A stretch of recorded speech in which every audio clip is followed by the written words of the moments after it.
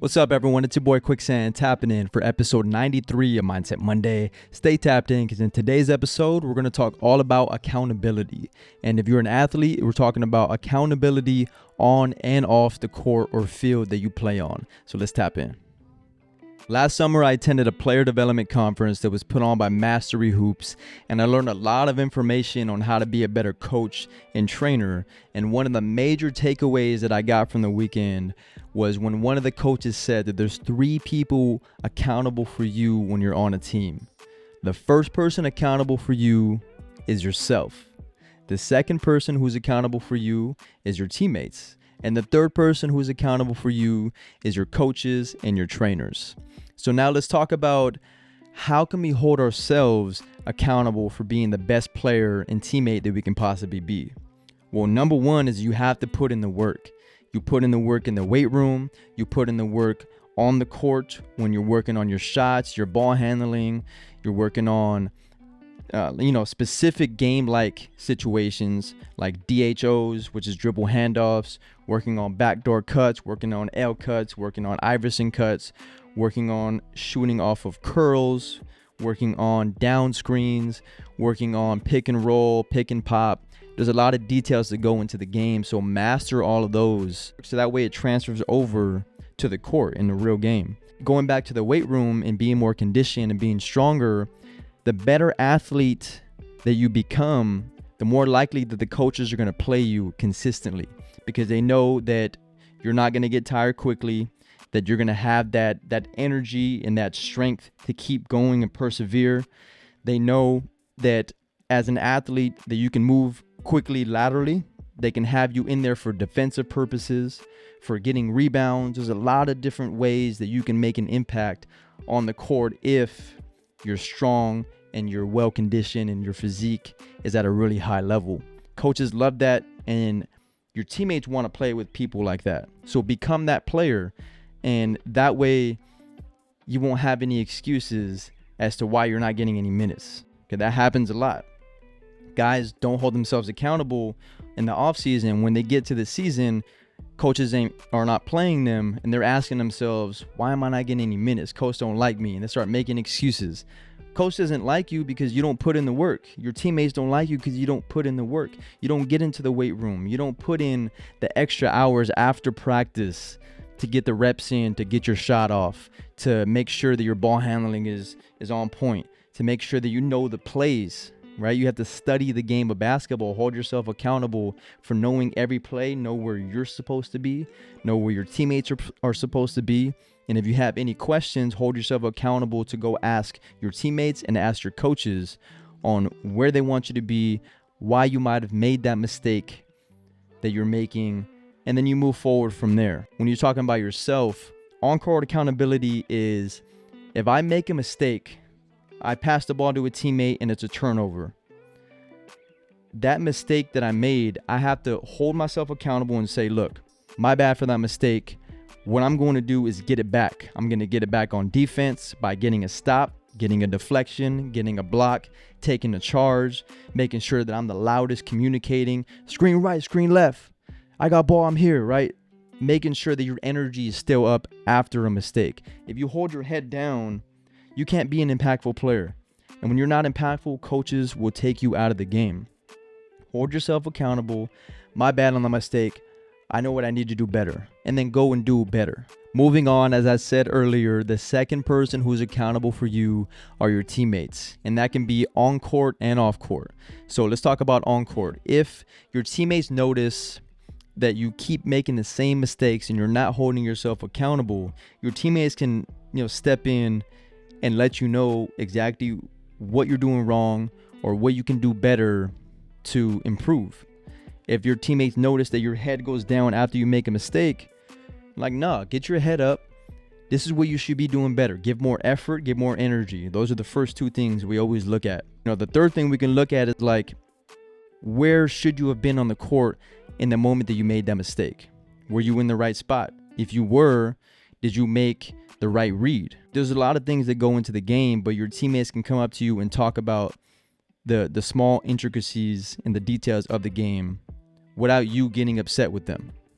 they can approach you, and it's an open conversation at all times. And this open conversation helps us to improve play by play.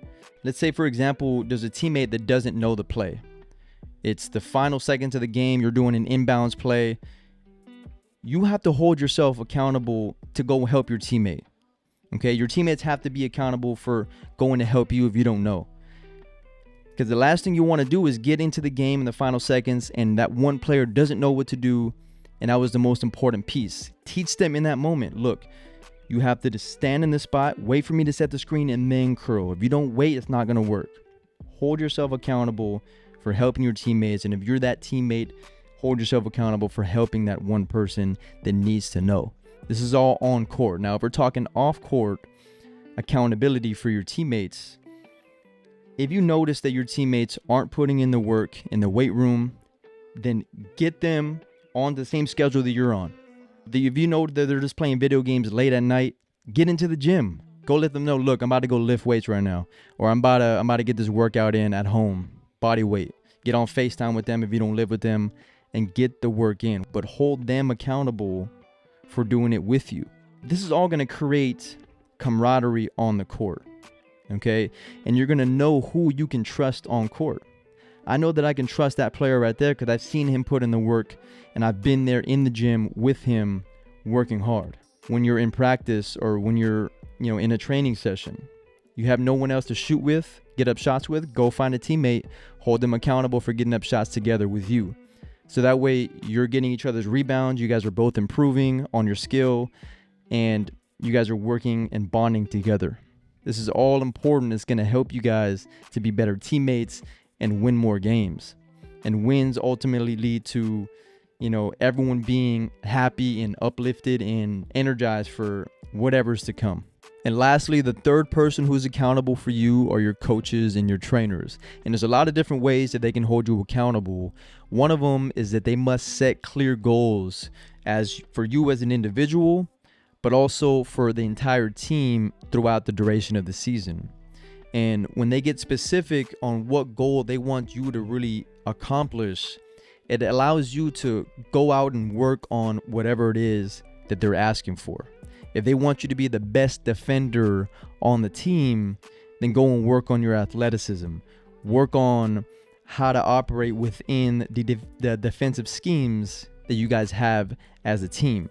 If they want you to be a knockdown shooter and just lights out, anytime you get the ball and you're open, shoot it. You have to become a better shooter, so hold yourself accountable. Maybe they tell you to get up 300 makes every day. Go and do that. Hold yourself accountable based on what the coaches are telling you. Another thing coaches can do is to track that progress. So if, again, tracking would be like if they want you to become the best shooter, they can help you to track how many makes you're getting a day, per week, per month, and how many you were able to get over the last 3 months of the summer. Okay, so tracking the progress, seeing if you're getting more accurate with every practice, or if you're getting, a little worse. Why do you think you're getting worse? Maybe it's because your legs aren't strong enough. So let's get back in the weight room, reassess, get stronger, come back, see if that works. Okay, coaches are there for that reason, to kind of break down your goals into specifics. Another way that coaches can hold you accountable would be to give constructive feedback. Let your players know exactly what you expect of them, and let them know exactly what mistakes that they're making. Okay, if they're not able to figure it out on their own, or if their teammates aren't able to help them, that's when you step in and let everyone know as a whole, this is the lesson that we're going to learn today, because people keep making the same mistake. So everyone pay attention. And it's important that you listen to understand, and don't just listen just to hear what they have to say, or listen to respond, because that's not going to help anyone out. Hold yourself accountable by paying attention to what coaches are saying, and it's going to make everything a lot smoother. And another way for a coach to hold their players accountable would be to instill discipline. And discipline is doing the things that you know you need to do even when you don't feel like doing them. And so a coach has to lead by example on that standard. They have to, for me at least, I put in the work on my own. I get up shots. I'm in the weight room. I'm working on my body. And that way I'm able to go out and demonstrate exactly what I want from my players. And the players love that because now they can see that my coach is working hard. He's working on his physique, on his game, and he's able to demonstrate. So now I'm going to do exactly what I see in him. And that's exactly how you should be coaching, instilling discipline, working on yourself, but also working on, the younger generation who needs it most. And that's all I got for this video. Thank you all for watching. Again, hold yourself accountable, hold your teammates accountable, and as a coach, hold everyone else accountable, and you guys will win more games, you'll be more successful, and you'll have fun every time you guys step out onto the court. Thank you all for watching. This is episode 93 of Mindset Monday. Tap in for the next episode the following week. Give me a like, drop a comment, subscribe, and always share with someone who you know can benefit. Follow me on Instagram and TikTok for daily inspirational videos, and I will see you all in the next episode. Tap out.